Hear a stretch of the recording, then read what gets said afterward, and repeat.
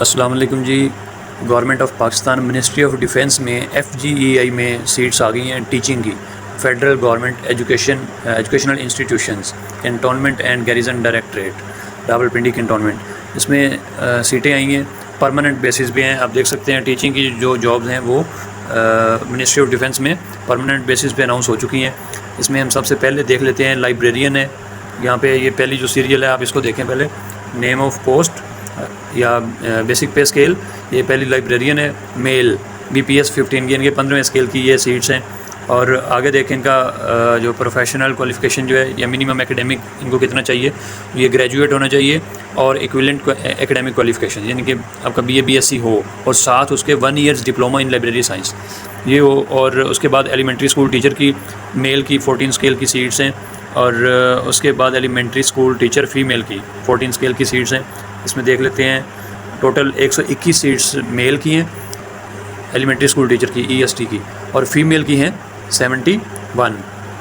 और age criteria अगर देखें तो लाइब्रेरियन के लिए सबसे पहले जो दिया हुआ है वो 20 से 35 साल एज लिमिट है, मिनिमम 20 साल मैक्सिमम 35 साल।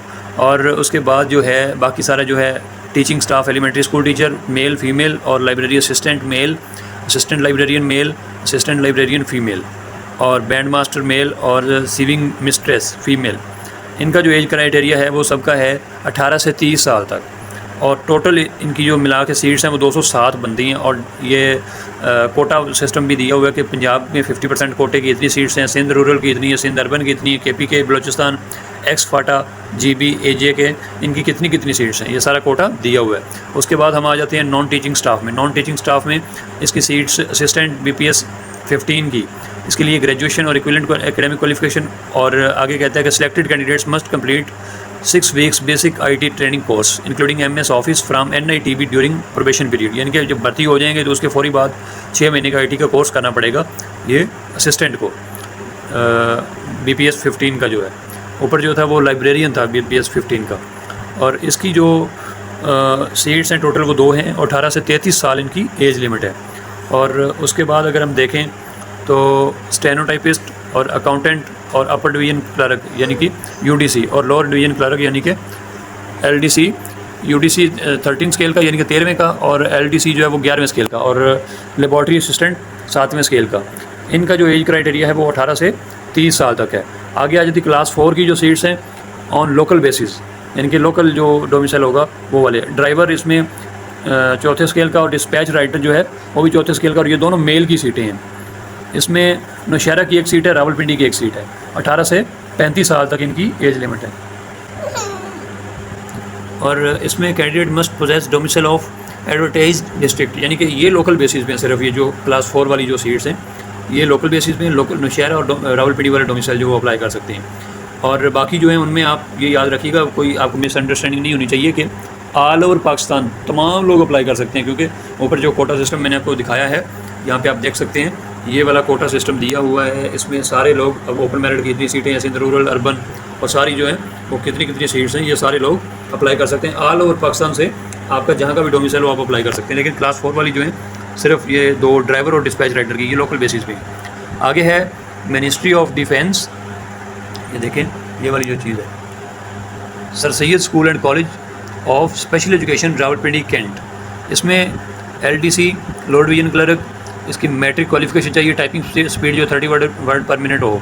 और सिलेक्टेड कैंडिडेट जो 3 वीक्स का बेसिक IT ट्रेनिंग कोर्स करेंगे भर्ती होने के बाद। सिंध रूरल की एक सीट है, इसमें 18 से 30 साल का इनका एज लिमिट है। और selected candidates will be posted at Rawalpindi, ये सिर्फ रावलपिंडी में पोस्टिंग होगी, ये जो अब मैंने आपको बताई है LDC की। और the seniority of selected candidates will be determined as per seniority rules in accordance with recruitment rules of sir Syed school and college of special education Rawalpindi. उसके बाद है ड्राइवर, ये प्राइमरी पास हो मिनिमम और वैलिड इसके पास ड्राइविंग लाइसेंस होना चाहिए, HTV licence जो है heavy duty, older and well versed in the traffic rules. Rawalpindi district की 2 सीटें हैं और 18 से 35 इसकी एज लिमिट है। Selected candidates will B selection will be made on local basis यानी कि ये भी सिर्फ रावलपिंडी के डोमिसाइल वाले कर सकते हैं। Candidate must possess domicile of district Rawalpindi. अब इसमें है age and qualification will be determined on closing date of application. तो इसमें सबसे इंपॉर्टेंट जो बात है वो है एज रिलैक्सेशन वाली। The age maximum age limit में be relax to the extent as mention below, कि ये क्राइटेरिया है जिसकी बेस पे आपकी एज लिमिट जो है उसमें रिलैक्सेशन आपको दी जाएगी।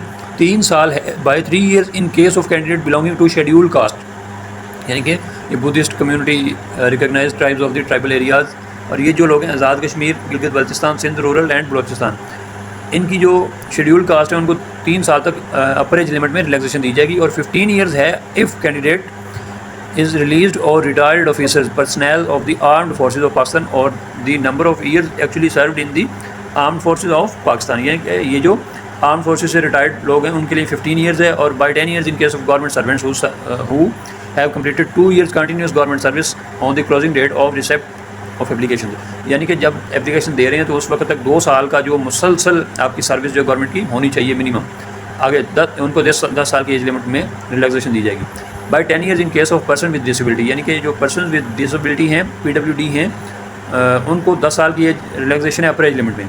आगे 5 years in case of widower यानी कि बेवा या विडोर हो या मतलब या उनका बेटा हो, son daughter of deceased civil servant, यानी कि जो सिविल सर्वेंट जो हैं वफात पा चुके हैं उनका बेटा बेटी हो, हु डाइड ड्यूरिंग सर्विस, यानी कि ड्यूरिंग सर्विस उनकी डेथ हुई हो।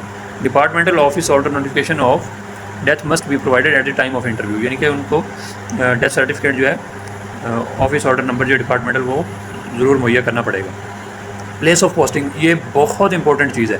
जो बहुत सारे लोग क्वेश्चन करते हैं कि जी ये तो पोस्टिंग हमारी पता नहीं रावलपिंडी में ही होगी, तो ऐसा हरगिज़ नहीं है। द सिलेक्टेड कैंडिडेट्स, यहाँ पे आपको मैं दिखा सकता हूँ, ये आप देख सकते हैं जी, द सिलेक्टेड कैंडिडेट्स में be posted anywhere in Pakistan, और इसमें मेजॉरिटी केसेस में यही होता है कि आपके जो होम डिस्ट्रिक्ट जो है, जो आपके नज़दीक तरीन जो अदारा है उसमें आपकी पोस्टिंग हो। अगर उसमें जगह ना हो तो फिर उससे आगे वाला, यानी कि आपको जो नज़दीक पड़ता है, मतलब आपकी भलाई के लिए, जैसे आप समझें। अच्छा, eligible candidates shall apply online on our website, ये इन्होंने अपनी वेबसाइट दी हुई है, इस पर अप्लाई किया जा सकता है। ये भी मैं आपको दिखा देता हूँ कैसे करेंगे, ये वाली वेबसाइट है, ठीक है, induction.fgei.gov.pk। तो चलते हैं अप्लाई के लिए। सबसे पहले आप गूगल क्रोम ओपन करेंगे, यहाँ से न्यू टैब ओपन करके आप यहाँ पे लिखेंगे FGEI, ये लिंक आपको मैं डिस्क्रिप्शन में दे दूँगा, induction.fgei.gov.pk, ये आप लिखेंगे तो इस तरह का कुछ इंटरफेस आपके सामने ओपन हो जाएगा। तो यहाँ से अगर आप देखें, ये वाला जो है लॉगिन या साइनअप, इस पर आप करेंगे क्लिक, और यहाँ पे ये देखें आपको नीचे नज़र आ रहा होगा। अगर आपका पहले अकाउंट बना हुआ है तो फिर तो आपने लॉगिन करना है, नहीं बना हुआ तो सबसे पहले आप जाएंगे यहाँ पे क्लिक करेंगे साइनअप पे आप क्लिक करेंगे, कुछ इस तरह का इंटरफेस आपके सामने आ जाएगा। यहाँ पे आप लिखेंगे अपना फुल नेम, ईमेल, CNIC, फिर कंफर्म CNIC, यानी कि CNIC अगेन लिखेंगे, फिर अपना पासवर्ड लगाएंगे, फिर उसी पासवर्ड को दोबारा लगाएंगे और रजिस्टर कर लेंगे।